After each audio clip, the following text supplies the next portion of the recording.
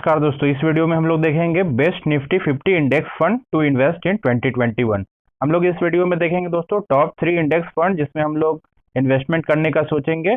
और हम लोग एक बहुत ही यूनिक मेथड आज सीखने वाले हैं दोस्तों, जिसमें हम लोग आज देखेंगे कि चार्ट एनालाइज करके हम लोग कैसे 30% तक रिटर्न हर साल हम लोग जनरेट कर सकते हैं। दोस्तों ये कोई क्लिकबैट नहीं है, आप लोग वीडियो पे लास्ट तक बने रहिए तो आप लोग को विश्वास हो जाएगा कि हाँ ये पॉसिबल है। दोस्तों तो हम लोग पहले शुरू करते हैं।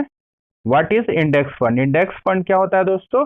ये एक पैसिवली मैनेज फंड होता है। जो हम लोग म्यूचुअल फंड के बारे में सुनते हैं, ये भी एक प्रकार का म्यूचुअल फंड ही है, लेकिन ये किसको रिप्लिकेट करता है दोस्तों? जो हमारे स्टॉक मार्केट का इंडिसेस है, जैसे आपका सेंसेक्स हुआ, जैसे आपका निफ्टी 50 हुआ, निफ्टी नेक्स्ट 50, ये सब को रेप्लिकेट करता है दोस्तों। तो हम लोग देख चुके हैं इंडेक्स फंड एक तरह का म्यूचुअल फंड ही है जो कि हमारे इंडाइसेस को रेप्लिकेट करता है रिटर्न के मामले में। दोस्तों हमारे यहाँ इंडेक्स फंड क्यों पॉपुलर नहीं है? बहुत ही बड़ा ट्रैप है दोस्तों, जो कि हम लोग को देखा जाता है कि इंडेक्स फंड इंडिया में पॉपुलर नहीं है। क्यों पॉपुलर नहीं है? क्योंकि इसका जो एक्सपेंस रेशियो होता है वो बहुत ही कम होता है। जैसे 0.1%, 0.2% इतना आपका एक्सपेंस रेशियो है। तो म्यूचुअल फंड हाउसेस जनरली इसको प्रमोट नहीं करते हैं क्योंकि उनको इसका कमीशन नहीं मिलता है दोस्तों। लेकिन यही यूनाइटेड स्टेट सब का बात किया जाए तो वहाँ इंडेक्स फंड बहुत ज़्यादा पॉपुलर हैं, लेकिन इंडिया में अभी पॉपुलर नहीं है। लेकिन इंडेक्स फंड बहुत ही ज़्यादा सेफ होते हैं दोस्तों। अभी हम लोग एडवांटेजेस पे बात करते हैं पहले इंडेक्स फंड का। तो इक्विटी फंड में सबसे सिक्योर इन्वेस्टमेंट जो होता है वो इंडेक्स फंड ही है दोस्तों, क्योंकि निफ्टी फंड हम लोग निफ्टी 50 के बारे में जान रहे हैं कि निफ्टी 50 तो कभी डूबने वाला नहीं है। अगर निफ्टी 50 ही डूब गया दोस्तों तो मान लीजिए कि देसी को डूबना पड़ेगा। तो ये जनरली पॉसिबल है ही नहीं कि इंडिया एक ग्रोथ स्टोरी है। जो हम लोग स्कैम 92 भी देखे होंगे तो उसमें पता चला होगा कि India is a growth story. Last में राकेश झुनझुनवाला को भी पता चल जाता है, बियर मार्केट से उनको बुल मार्केट पकड़ना पड़ता है।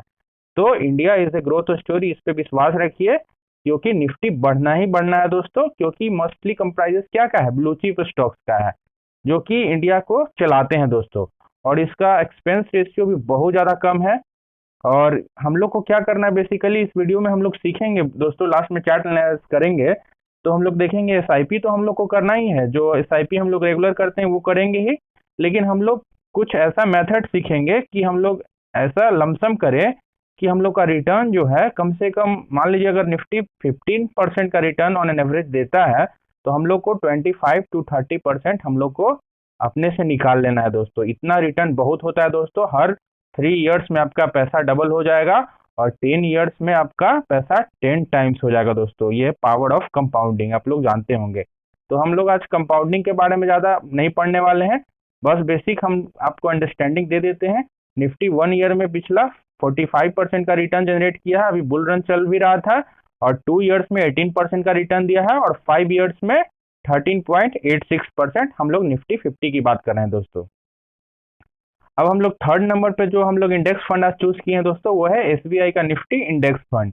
इसका एयूएम लगभग 1274 करोड़ का है दोस्तों। और इसका एक्सपेंस रेशियो भी बहुत कम है, 0.17%।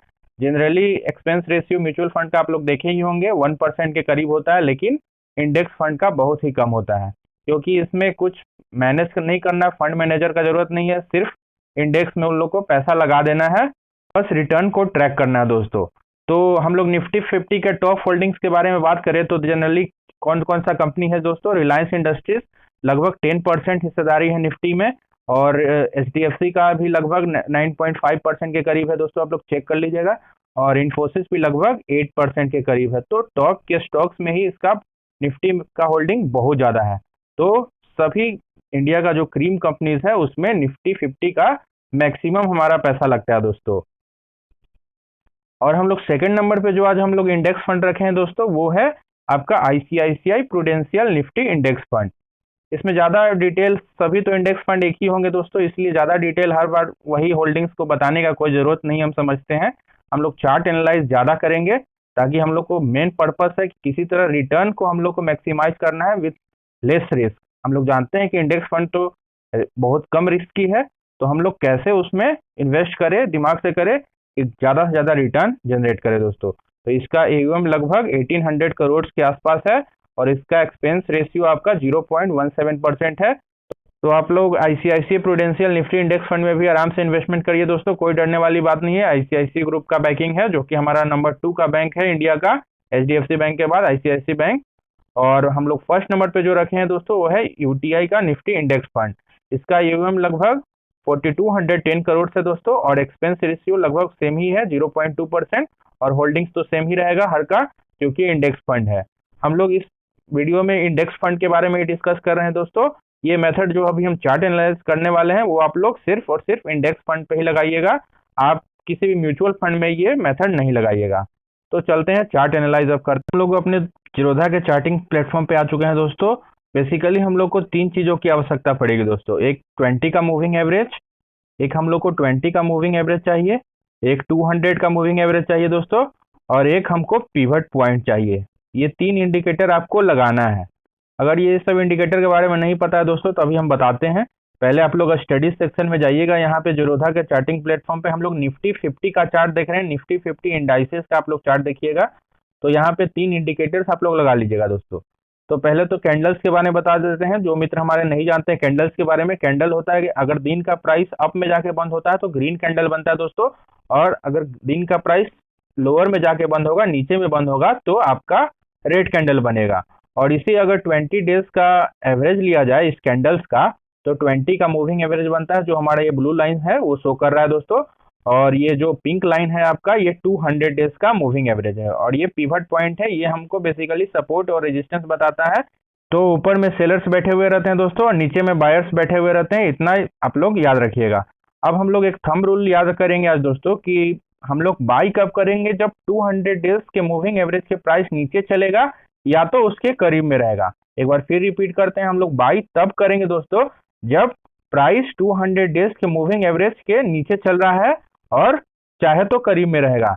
हमारा जो एसआईपी चल रहा है दोस्तों वो तो चल नहीं, मान लीजिए आप 1000 का एसआईपी करते हैं, 2000 का करते हैं, जैसा आपका बजट है वैसा एसआईपी आप लोग करते हैं। तो एसआईपी को तो कंटिन्यू ही रखना है, लेकिन कुछ अमाउंट आप लोग लमसम के लिए बचा के रखिएगा। तभी जो हम बात किए हैं थंबनेल में कि 30% आपको रिटर्न, 25 to 30% आपको जनरेट करना है दोस्तों, तो कुछ अमाउंट आपको लमसम करना ही पड़ेगा। तो हम लोग पिछले साल के चार्ट में चलते हैं निफ्टी 50 के। तो 2020 में जो क्रैश आया था, तो हम लोग देख रहे हैं कि 200 डेज के मूविंग एवरेज हमारा यहाँ था और प्राइस यहाँ था। तो अगर आप लोग इतना दूर में नीचे में लमसम करते, मान लीजिए कुछ अमाउंट 10,000 15,000 जितना भी आपका बजट है, आप लोग यहाँ पे लमसम करते, तो देखिए कितना दूर का प्रॉफिट आप लोग उठाते दोस्तों।